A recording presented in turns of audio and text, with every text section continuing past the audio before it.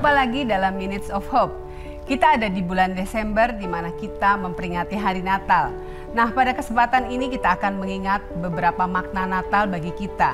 Kita akan membaca di dalam Yohanes 3 ayat yang ke-16. Karena begitu besar kasih Allah akan dunia ini, sehingga Ia telah mengaruniakan anaknya yang tunggal, supaya setiap orang yang percaya kepadanya tidak binasa, melainkan beroleh hidup yang kekal. Nah, momen Natal adalah kita memperingati kelahiran Tuhan Yesus Kristus di dalam dunia ini. Dan ketika Natal hanya dipandang sebagai perayaan atau hari besar orang Kristen tanpa memahami maksud dan tujuan Tuhan di balik kelahirannya atau kehadirannya ke dalam dunia ini, maka kita tidak akan menerima berkat Natal itu sendiri. Beberapa makna Natal diantaranya adalah yang pertama, agar kita tidak binasa.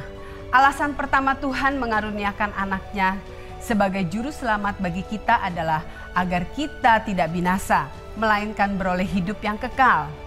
Apakah manusia akan binasa tanpa Tuhan Yesus Kristus sebagai juru selamat setiap orang percaya? Jawabannya adalah ya. Kenapa? Di dalam Roma 3 ayat yang ke-23, karena semua orang telah berbuat dosa dan telah kehilangan kemuliaan Allah.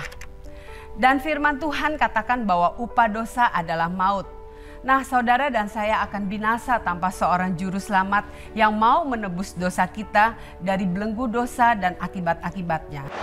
Di dalam 1 Petrus 1 ayat ke-18 dan 19, sebab kamu tahu bahwa kamu telah ditebus dari cara hidupmu yang sia-sia, yang kamu warisi dari nenek moyangmu itu bukan dengan barang yang fana, bukan pula dengan perak atau emas, melainkan dengan darah yang mahal, yaitu darah Kristus yang sama seperti darah anak domba yang tak bernoda dan tak bercacat. Nah, karena itu kita harus memahami dan menghargai penebusan Kristus bagi kita, agar kita diselamatkan dari kebinasaan kekal. Namun Kristus juga datang kepada kita yang percaya sebagai juru selamat untuk berbagai pergumulan kita di dunia ini.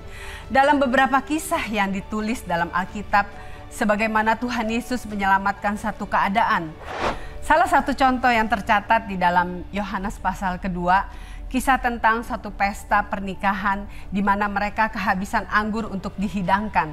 Dan dengan Tuhan Yesus ada di sana menjadi penyelamat pesta tersebut dengan mengubahkan air menjadi anggur yang dibutuhkan. Nah, ada beberapa kisah lain di mana Tuhan Yesus menyelamatkan suatu keadaan. Dan hal ini pun yaitu Tuhan Yesus mampu menyelamatkan keadaan-keadaan kita. Menyelamatkan kita dari pergumulan-pergumulan yang harus kita hadapi dan memberikan kita pertolongan dan jalan keluar. Yang terutama di sini adalah kita harus menyadari bahwa kita memiliki seorang juru selamat yang menyertai kita sampai selama-lamanya. Sehingga dia disebut Immanuel, yaitu Allah beserta kita. Apapun keadaan kita saat ini, di momen Natal ini, bersyukur dan berharap kepada Tuhan Yesus yang datang sebagai juru selamat, baik untuk hidup kekekalan kita kelak atau juru selamat kita untuk saat ini. Yang kedua adalah karena kasih-Nya bagi kita.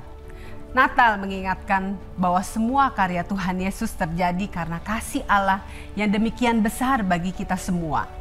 Nah, di Natal ini biarlah kita menyadari bahwa apapun keadaan dan kondisi kita saat ini, kasih Tuhan adalah suatu kepastian bagi kita.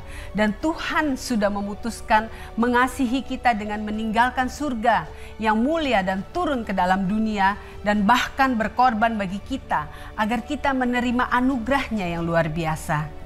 Nah, saudara, jika keadaan kita sedang tidak baik saat ini, janganlah pernah berpikir bahwa Tuhan sudah tidak mengasihi kita.